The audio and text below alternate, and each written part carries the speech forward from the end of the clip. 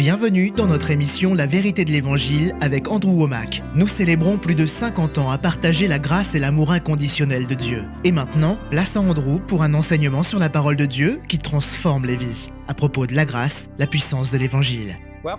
Bienvenue dans notre émission La vérité de l'Évangile. Aujourd'hui, je commence ma deuxième semaine à enseigner au travers du livre aux Romains. Nous allons donc attaquer Romains chapitre 2 et je vais accélérer un peu. Nous étudions verset par verset les 9 premiers chapitres ou 9 premiers chapitres et demi du livre aux Romains. J'ai ce livre intitulé La grâce, la puissance de l'Évangile. J'ai aussi ce message en CD et DVD et un guide d'études créé spécialement afin que vous puissiez l'enseigner à d'autres. Nous avons déjà abordé beaucoup de sujets. Et si vous avez manqué une partie de cet enseignement, je vous encourage à vous rendre sur notre site internet et à vous procurer les émissions de la semaine dernière où j'ai parlé principalement de Romains chapitre 1, versets 16 et 17, où il est dit que l'Évangile est la puissance de Dieu par laquelle il sauve tous ceux qui croient, les Juifs en premier lieu et aussi les non-Juifs. En effet, cet Évangile nous révèle en quoi consiste la justice que Dieu accorde. Elle est reçue par la foi et rien que par la foi. Nous avons déjà parlé de ces choses et j'ai défini le mot Évangile comme étant une bonne nouvelle et pour être plus précis, la bonne nouvelle, presque trop bonne pour être vraie, que Dieu nous aime indépendamment de nos actions. Ce n'est pas basé sur ce que nous faisons, mais c'est basé sur ce que Jésus a fait pour nous. Et tout ce que nous avons à faire, c'est soit le recevoir par la foi, soit le rejeter. Et le fait de dire que je rejette Jésus n'est pas la seule manière de le rejeter. Vous pouvez aussi substituer votre bonté à celle de Jésus et ne plus le considérer comme étant votre source.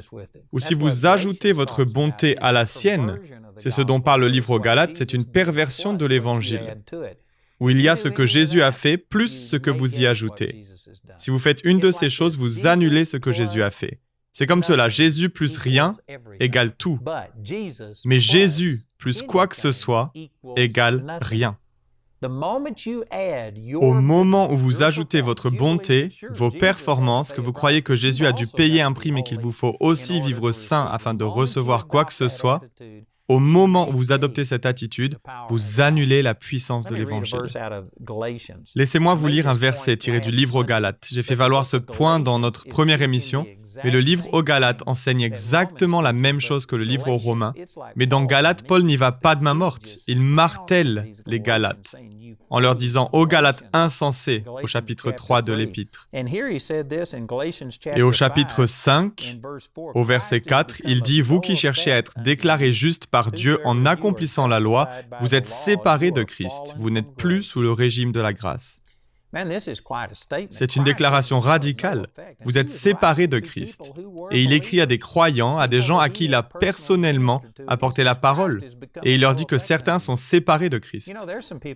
Il y a certaines personnes qui regardent cette émission, vous êtes nés de nouveau, vous vous êtes engagés à servir le Seigneur. Si vous mouriez maintenant, vous iriez au ciel. Mais Christ ne fait pas de différence dans votre vie.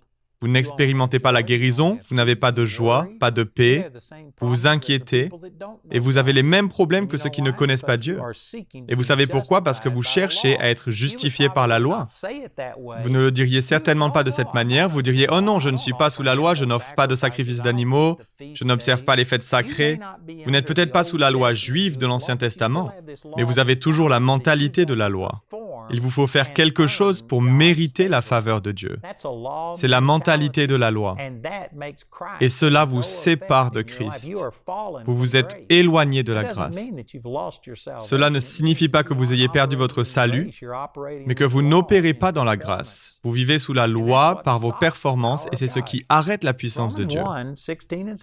Romains 1, versets 16 et 17 disent que l'Évangile, cette bonne nouvelle presque trop bonne pour être vraie que Dieu vous aime, parce qu'il est amour et non parce que vous êtes aimable, est la puissance qui libère la guérison, la délivrance, la joie, la paix, la prospérité, etc. Puis il dit que nous n'avons pas à dire aux gens à quel point ils sont pécheurs, car ils le savent déjà intuitivement. Puis Romains chapitre 1, verset 20, jusqu'à la fin du chapitre, nous montre qu'il est possible de se désensibiliser à ce murmure intérieur, doux et léger. Mais il existe, et il est présent jusqu'à ce que vous soyez abandonnés à votre pensée faussée. jusqu'à que vous franchissiez la ligne, jusqu'à que vous rejetiez la conviction de Dieu tellement de fois qu'il vous laissera tout simplement partir. Et une fois que cela arrive, il n'y a plus de salut.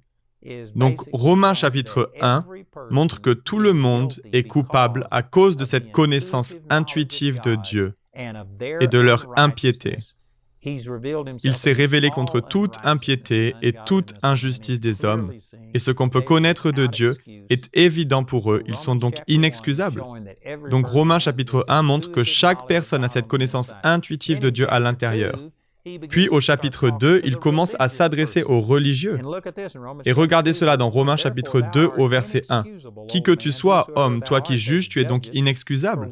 En effet, en jugeant les autres, tu te condamnes toi-même, puisque toi qui juges, tu agis comme eux. »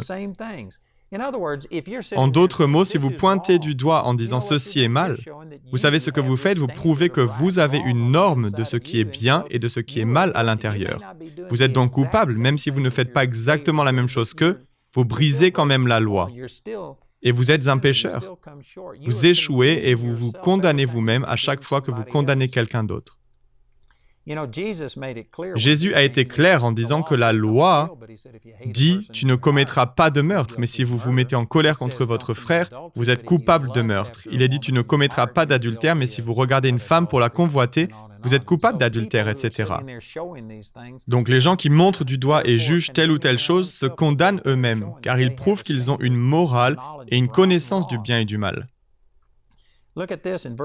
Regardez au verset 4, « Où méprises-tu les richesses de sa bonté, de sa patience et de sa générosité, en ne reconnaissant pas que la bonté de Dieu te pousse à changer d'attitude. » Vous savez, si vous avez regardé ces émissions, que vous avez écouté ce que j'ai dit et que vous êtes un chrétien traditionnel, qui a été élevé sous la loi, les performances, qu'il vous faut bien agir pour recevoir de bonnes choses, qu'il vous faut être saint si vous voulez que Dieu agisse en votre faveur, je vous garantis que si ce que vous avez appris et embrassé, alors ce que j'ai dit vous a certainement offensé.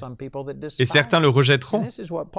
C'est ce dont parle Paul, où méprises-tu les richesses de sa bonté, de sa patience, de sa générosité, en ne reconnaissant pas que la bonté de Dieu te pousse à changer d'attitude. Vous pouvez attirer plus d'abeilles avec du miel qu'avec du vinaigre. Si l'Église parlait de la bonté de Dieu, elle attirerait les gens. Un grand nombre de personnes se sont détournées de Dieu. Et à nouveau, elles ont cette connaissance intuitive à l'intérieur qu'il y a un Dieu. Mais elles se sont détournées de Dieu à cause de la manière dont il a été représenté. Je pense d'ailleurs à une personne en particulier, que je ne vais pas nommer, qui avait l'un des réseaux télévisuels les plus importants au monde et qui a été élevée dans une famille presbytérienne. Sa sœur, avec qui cette personne était très proche, est tombée malade et est décédée. L'Église presbytérienne a déclaré par la suite que ça n'aurait pas pu arriver si ça n'avait pas été la volonté de Dieu, et que Dieu était celui qui avait tué sa sœur, alors qu'elle n'était qu'une enfant. Et cet homme a donc décidé que s'il y avait un Dieu, il le détestait, et il a maintenant affirmé que l'un des objectifs de ces chaînes de télévision était d'influencer l'éthique judéo-chrétienne des États-Unis et de la changer. Et il essaie de rendre notre société séculière et agnostique. Et comment tout cela a-t-il commencé? À cause d'une personne qui a mal représenté Dieu, qui a dit que Dieu était responsable de la mort des petits-enfants, de la naissance de nourrissons atteints de malformations. J'ai moi-même été élevé dans une religion où lorsque mon père est mort, ils sont venus me dire que Dieu en avait plus besoin que j'en avais moi-même besoin. Ils m'ont dit que Dieu était celui qui avait causé sa mort. Et je ne me suis pas rebellé. J'ai continué à chercher Dieu, mais je peux comprendre pourquoi les gens se rebellent parfois lorsqu'on leur dit de telles choses. Dieu n'est pas celui qui a causé votre divorce. Dieu n'est pas celui qui vous a rendu malade, faible, ou qui vous a fait naître avec une déformation. Dieu n'est pas celui qui est à la source de tous ces problèmes. Dieu ne contrôle pas tout. Laissez-moi vous poser cette question. Est-ce que Dieu vous contrôle? Est-ce que tout ce que vous dites est contrôlé par Dieu? Ou bien agissez-vous par vous-même? Agissez-vous par amertume? Vous laissez-vous aller parfois? Si Dieu ne vous contrôle pas, qu'est-ce qui vous fait penser qu'il contrôle tout le reste? Vous voyez, Dieu est souvent mal représenté. Pourtant, il y a des gens aujourd'hui qui croient qu'il faut condamner les gens. Mais non, C'est la bonté de Dieu qui nous pousse à changer d'attitude. Et si l'Église prêchait la bonté de Dieu, si nous prêchions l'Évangile, la bonne nouvelle presque trop bonne pour être vraie, que Dieu nous aime en dépit de tous nos problèmes, de tous nos péchés et de toutes nos faiblesses, si nous proclamions ces choses, elles seraient comme une cloche qui attirerait les gens à Dieu. Mais au lieu de cela, beaucoup de gens vont dans la rue, pointent les gens du doigt en disant « Repentez-vous, vous êtes un pécheur et vous vous dirigez droit vers l'enfer ». Et on se demande pourquoi nous n'attirons pas les foules. Ce n'est pas une bonne nouvelle, ce n'est pas une bonne nouvelle presque trop bonne pour être vraie. C'est vrai que les gens vont en enfer et qu'ils ont besoin de se repentir. Et il est utile parfois d'annoncer ces choses. Mais ce n'est pas l'Évangile. Il nous faut proclamer l'Évangile. J'aimerais que vous sachiez aujourd'hui, il y a des gens qui regardent cette émission et vous n'êtes pas en règle avec Dieu. Vous ne faites pas ce que vous devriez faire. Mais je veux que vous sachiez que Dieu vous aime. Cela ne signifie pas que vous êtes tiré d'affaire simplement parce qu'il vous aime. Il vous faut recevoir son amour et c'est ce que la Bible appelle la foi. Il faut tendre la main et recevoir. Il vous faut vous humilier et donner votre vie au Seigneur. Dieu vous aime en dépit de ce que vous avez fait. Il n'est pas en colère contre vous. Il n'est pas furieux. Récemment, nous avons diffusé dans mon émission le témoignage de Travis Adams. Je l'ai interviewé et nous avons une vidéo que mon équipe média a réalisée. Et il était déjà sauvé. Il est né de nouveau lors d'un programme de réhabilitation pour personnes droguées. Mais il était retombé dans la drogue. Il vivait en concubinage avec une fille et ne vivait pas pour Dieu. Il savait bien que Dieu était réel, mais il avait l'impression d'être allé si loin que Dieu ne pouvait pas l'aimer. Et il m'a entendu enseigner ces mêmes vérités à la télévision. Il était assis là, sachant que Dieu était réel, tout en pensant qu'il était trop éloigné de lui pour pouvoir revenir. Et il m'a entendu dire, Dieu n'est pas en colère contre vous, il n'est même pas de mauvaise humeur. Dieu vous aime, il est un bon Dieu, il désire vous pardonner complètement, vous transformer et vous libérer. Et Travis est tombé à genoux. Il a crié à Dieu et Dieu est intervenu et a changé sa vie. Je suis convaincu qu'il y a des gens aujourd'hui qui se trouvent dans une situation similaire. Il ne s'agit peut-être pas de drogue ou de problèmes sexuels, mais peut-être que vous êtes totalement déprimé et découragé. Peut-être avez-vous connu tant d'échecs que vous vous demandez comment Dieu pourrait faire quoi que ce soit avec vous. Je vous l'assure, Dieu vous aime et c'est l'Évangile. C'est la bonté de Dieu qui nous pousse à changer d'attitude. Peu importe ce que vous avez fait, vous pouvez revenir. Dieu peut pénétrer ces choses. Il y a un homme qui travaille au magasin d'alimentation pour bétail, là où j'habite, et il était sniper pendant la guerre du Vietnam. Il a tué tellement de gens. Il m'a dit qu'il pensait que Dieu l'avait abandonné et que Dieu ne pouvait plus rien faire pour lui. Donc je lui ai dit, Dieu ne t'a pas abandonné. Peut-être que tu te considères comme une cause perdue, mais ce n'est pas le cas pour Dieu. J'ai essayé de montrer à cet homme l'amour de Dieu et de lui faire réaliser à quel point Dieu l'aime. Peu importe ce que vous avez fait, Dieu vous aime. Est-ce que vous réalisez que Paul, l'homme qui a écrit l'épître que nous étudions, et qui a aussi écrit la moitié des livres du Nouveau Testament, l'apôtre Paul a tué des gens, et il a fait au nom du Seigneur, en voulant persécuter ces chrétiens qui s'étaient séparés du judaïsme. Et il consentait à la mort de ces gens. Il tenait les manteaux de ceux qui ont lapidé Étienne, le premier martyr de l'Église. Il était coupable de meurtre, de toutes sortes de choses, et il a écrit la moitié des livres du Nouveau Testament. Savez-vous que Moïse, l'homme qui a écrit les 5 premiers livres de la Bible, ainsi que Psaume chapitre 90, Moïse a tué un Égyptien en pensant faire la volonté de Dieu. David, un homme puissamment utilisé par Dieu, qui a écrit la plupart des psaumes. 1 et 2 Samuel, le premier livre des rois, a été écrit à son sujet, ainsi qu'une partie du premier livre des chroniques. Savez-vous que la majorité des gens qui ont participé à l'écriture de la Bible étaient des meurtriers? David a commis l'adultère et a tué un homme dans l'espoir de couvrir son péché. Pourtant, par la suite, il s'est humilié et a reçu le pardon. Si cela est arrivé à David, à Moïse, à Paul, ça peut aussi vous arriver. Dieu peut vous toucher où que vous soyez, maintenant, mais il faut que vous arrêtiez de laisser votre péché être plus grand que Dieu. Certains d'entre vous, mais tu ne sais pas ce que j'ai fait. Eh bien, vous ne savez pas ce que Jésus a fait. Jésus a pris tous vos péchés, il les a tous portés. Et son sacrifice est infiniment plus grand que votre péché. Son sacrifice a suffi pour couvrir le péché de la race humaine dans son ensemble, de tous les temps passés à tous les temps à venir. Une goutte du sang de Jésus est tellement sainte, tellement puissante, qu'elle est plus grande que tous vos péchés. Il n'y a personne qui regarde cette émission qui ne peut y répondre et le recevoir. Il vous faut simplement faire preuve d'humilité et arrêter de laisser votre péché être plus grand que Dieu. Certains d'entre vous disent « Oh, mais tu ne sais pas ce que j'ai fait. » Ce n'est rien comparé à ce que Jésus a fait pour vous. Recevez-le maintenant. Recevez cet amour de Dieu et comprenez que c'est la bonté de Dieu qui mène à la repentance. Vous savez, il y a des gens qui reçoivent ce que je dis, mais il y en a aussi qui écoutent ce que je dis et qui se mettent en colère en disant qu'on ne peut pas dire ce genre de choses, que les gens doivent aller à l'église. Il y a des dénominations entières qui pensent que la foi en Jésus ne suffit pas et qu'il nous faut aussi être baptisés d'eau et qu'il faut le faire d'une certaine manière, pas simplement au nom du Père, du Fils et du Saint-Esprit, mais au nom de Jésus. Et on a tous ces clans qui se créent. Les gens mettent des limites à Dieu et beaucoup sont en colère de m'entendre dire ces choses.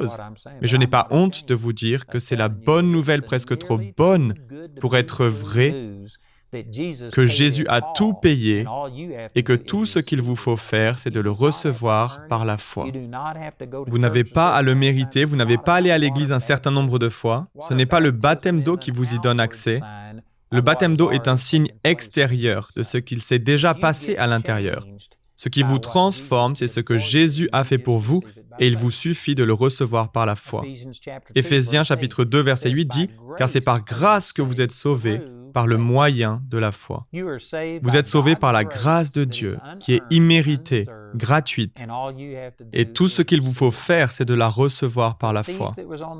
Le voleur qui était sur la croix, à côté de Jésus, il n'a pas eu le temps ni d'aller à l'église, ni d'être baptisé d'eau. Il n'a eu le temps de rien faire. Il a simplement reçu le salut, et tout ce qu'il a dit, c'est « Seigneur, souviens-toi de moi quand tu viendras régner. » Et Jésus lui a répondu « Aujourd'hui même, tu seras avec moi dans le paradis. » Au chapitre 10 du livre des Actes, nous voyons que Pierre prêche à un païen, alors que les Juifs croyaient que les gentils, les non-Juifs, ne pouvaient pas avoir de relation avec Dieu. Et pourtant, Dieu a donné une vision à Pierre afin de lui montrer que le salut était offert à tous les peuples et pas seulement aux Juifs. Il s'est donc rendu chez un païen, la puissance de Dieu est tombée et Corneille et toute sa famille sont nés de nouveau. Mais au chapitre 11 du livre des Actes, il a reçu des reproches de la part des Juifs de Jérusalem, car ils avaient découvert qu'il avait mangé avec des incirconcis.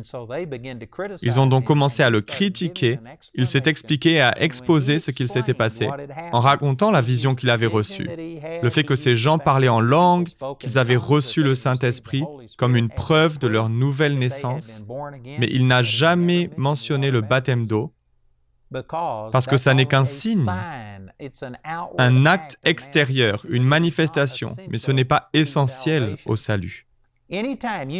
À chaque fois que vous commencez à dire qu'il faut être baptisé d'eau, qu'il faut aller à l'église, qu'il faut arrêter ceci, qu'il ne faut dépasser aucune limite et ne pas s'associer avec ceux qui le font, qu'il vous faut stopper toutes ces choses avant que Dieu ne vous accepte, vous allez à l'encontre de l'Évangile, vous diminuez ce que Jésus a accompli. C'est la bonté de Dieu qui mène l'homme à la repentance.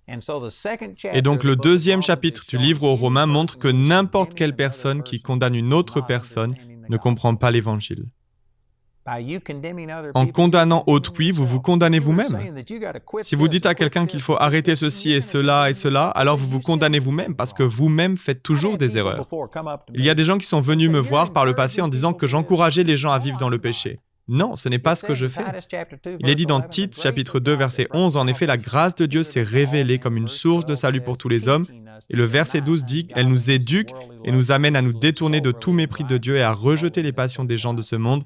Ainsi, nous pourrons mener dans le temps présent une vie équilibrée, juste et empreinte de piété. » La grâce de Dieu va vous apprendre à vivre saint. Il est dit dans Romains, chapitre 6, verset 14, « Car le péché ne sera plus votre maître, puisque vous n'êtes plus sous le régime de la loi, mais sous celui de la grâce. En réalité, la grâce brise la domination du péché. Elle ne vous libère pas pour pécher, elle vous libère du péché. Je n'encourage pas les gens à pécher. Et les gens qui pointent du doigt en condamnant quelqu'un en disant qu'il leur faut faire ceci ou cela, en leur disant que Dieu n'agira pas dans leur vie avant qu'ils vivent d'une manière sainte, vous vous condamnez vous-même, parce que vous-même n'êtes pas saint. Il est dit dans Galates, et je le répète à nouveau, que Galates est le même enseignement, mais Paul ne met pas de gants, il est drastique.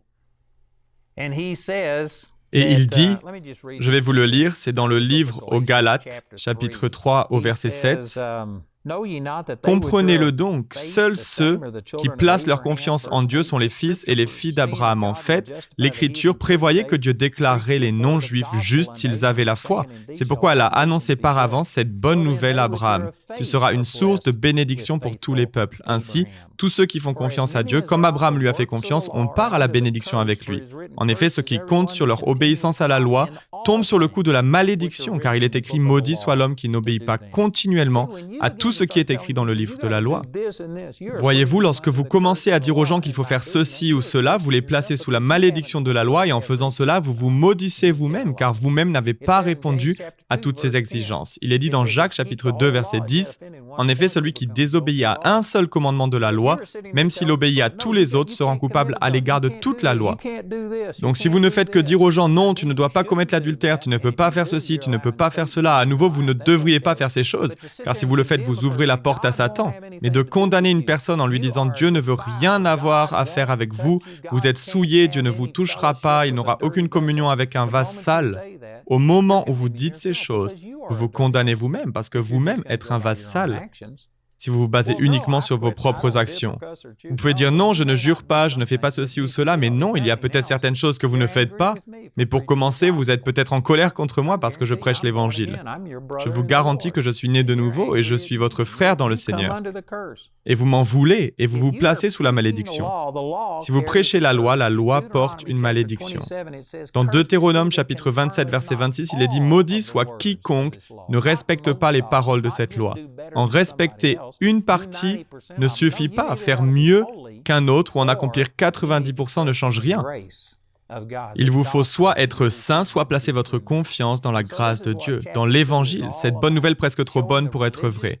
Voilà ce dont parle le chapitre 2. Il expose les personnes religieuses qui prennent les autres de haut, qui les condamnent à cause de leurs actions. À nouveau, ne me comprenez pas de travers, je ne dis pas que vous n'avez pas votre opinion sur ce qui est bien ou mal et que vous n'avez pas un standard de moralité ou de ce qui est immoral. Je ne dis pas qu'il vous faut faire sans la morale, mais il parle du fait qu'on ne devrait pas condamner les gens, mais plutôt leur offrir une porte de sortie en leur disant que Dieu les aime malgré le fait qu'ils vivent une vie immorale et impie. Si vous arrivez au point de dire qu'il faut être saint pour que Dieu puisse vous aimer, vous vous condamnez vous-même car vous n'êtes pas parfaitement saint. Romains chapitre 3 verset 23 dit « Tous ont péché, en effet, et sont privés de la gloire de Dieu. » La gloire de Dieu est Jésus, et aucun d'entre nous ne lui arrivons à la cheville, et c'est ce que Paul veut exprimer. Je n'ai plus de temps dans l'émission d'aujourd'hui, mais c'est le sujet que nous allons aborder la prochaine fois. Le chapitre 3 de Romains conclut en disant que si vous n'avez rien d'autre que la connaissance intuitive, ou si vous avez la loi et que vous en savez davantage, nous sommes tous coupables devant Dieu. À nouveau, laissez-moi mentionner que j'ai ce livre intitulé « La grâce, la puissance de l'Évangile ». Il peut changer des vies. J'ai aussi cet enseignement sur CD et DVD, ainsi qu'un guide d'études qui enseigne ces mêmes choses. Écoutez notre annonceur si vous voulez vous procurer ce matériel et rejoignez-moi demain dans la vérité de l'Évangile.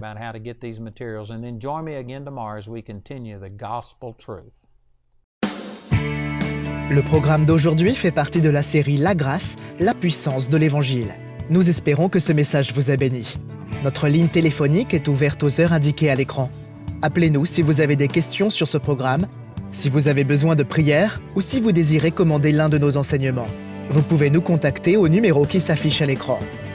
Ce programme a été rendu possible grâce au soutien financier de nos partenaires. Si vous souhaitez devenir partenaire, vous pouvez le faire en appelant ces mêmes numéros.